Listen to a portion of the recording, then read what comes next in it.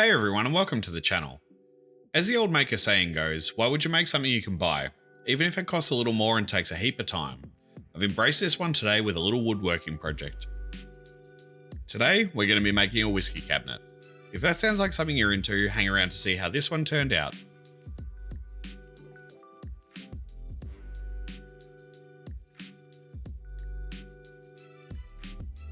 Let's kick this one off with some Tassie oak.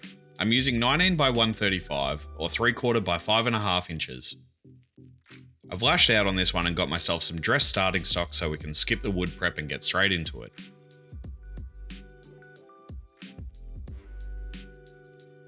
I'll cut my boards down to lengthen the miter saw, and then head over to the table saw to rip these down to width.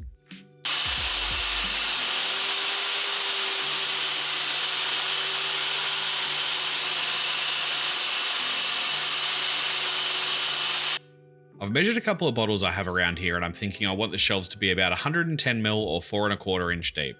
So I'll rip down the thinner side pieces and mark out the pieces that will become our top and bottom.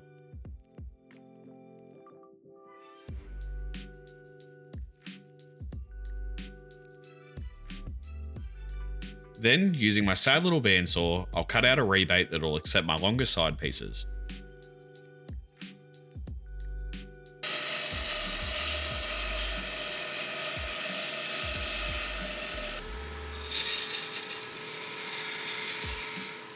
And they actually fit pretty good. I'll repeat the process for the top piece and get to work on marking these out. I want the main body to be split into 3 main areas.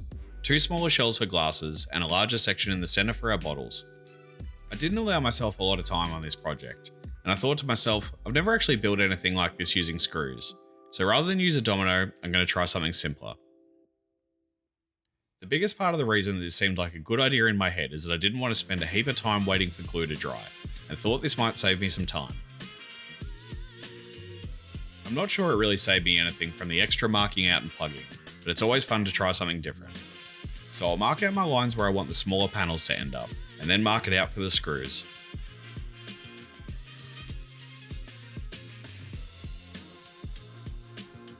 Then I can chuck up a Forstner bit in the drill and drill a bit of a countersink for the screw heads. I have no idea how many screws I need to be using. Watching this footage back, 3 is probably overkill for these little pieces.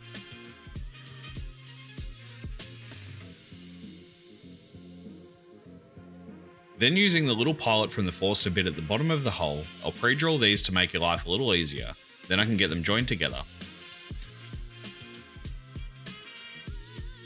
I'll run a little glue along the mating faces. Pop a clamp on to keep these square, and send in the screws. I'll pop on an extra clamp on the front and the back to make sure my sides sit nice and flush in the rebates.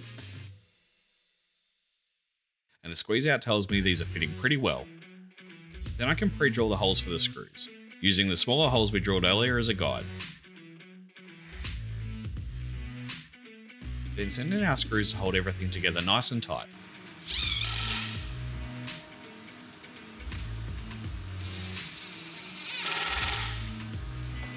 And now for the shelves. With a couple of small spaces cut to set the shelf height, I can repeat the same process of gluing and screwing to get these ones locked down nice and tight.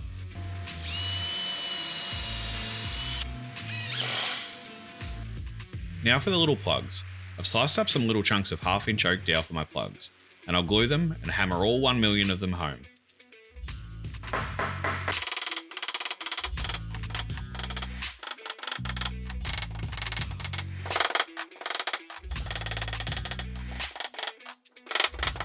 While the glue dries on these plugs, I'll get to making this door. I'll rip down the 4 outer pieces that will make up the door frame, that I definitely forgot to film. I'm going to be making a shaker style door today, and I'm no expert, but basically I'll start with a dado blade in the table saw, and cut a 6mm or 1/4 inch wide slot, 12mm or 1/2 inch deep in all the pieces.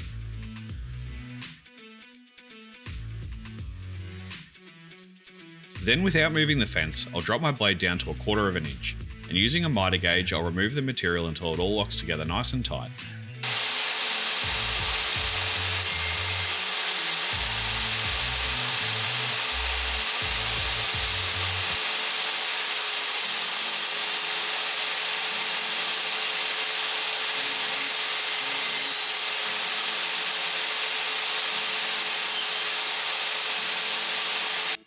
fluked this one. The fit up is really good. They should align pretty well when it comes to gluing these up.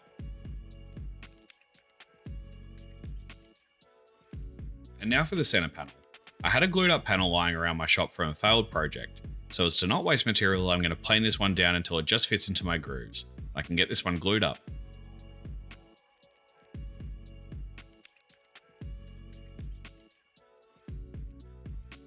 And that's all looking like it should work, so I'll pull it apart and add a little glue to all the tenons.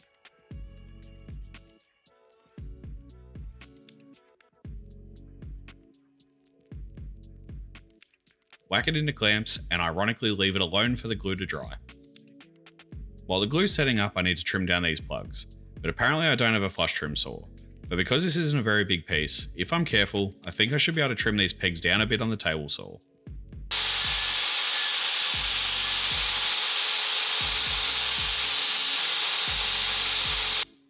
I'm just holding this one down tight against the saw and whip off the ends of the dowels.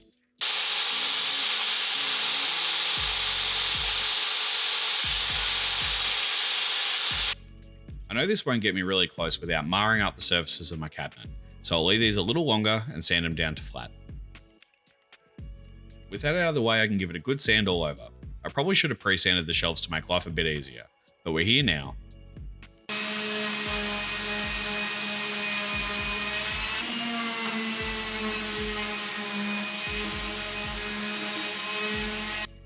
And then a small 3mm round over to all the edges I can get to, and this thing's feeling a whole lot better.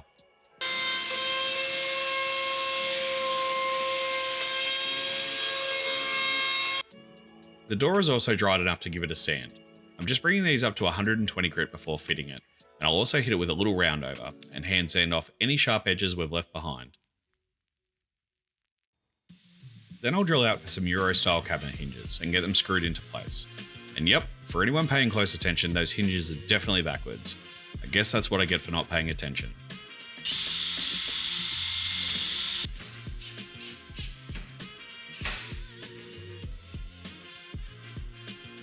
Then I'll shim up the door and screw them in from the backside. Then I can measure out and mark my handle, and get that one pre-drilled as well.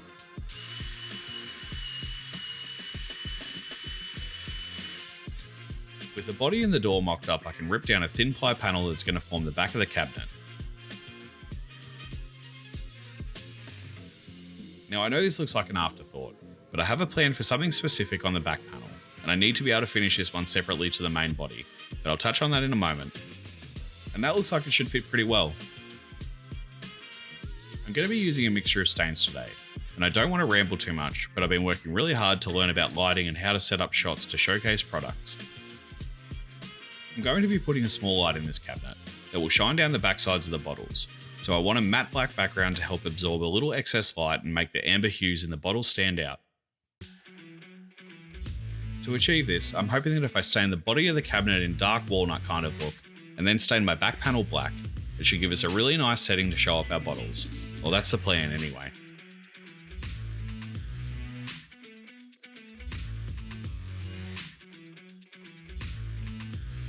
For the finish, I'm just going to be using a satin hard wax oil. I really want this cabinet to have that warm wood feel, but not be too shiny inside to mess with our lighting plans. I'll simply rub it into the surface, leave it to sit for a while, and buff off the excess.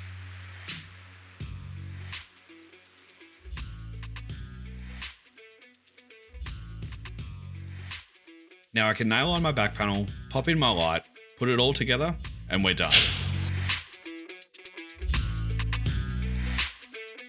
This thing's pretty cool. It seems my plans on the lights inside have worked pretty well, and really showcases the beauty of the whiskey inside. I love the look of the stain. It really gives that old whiskey bar feel.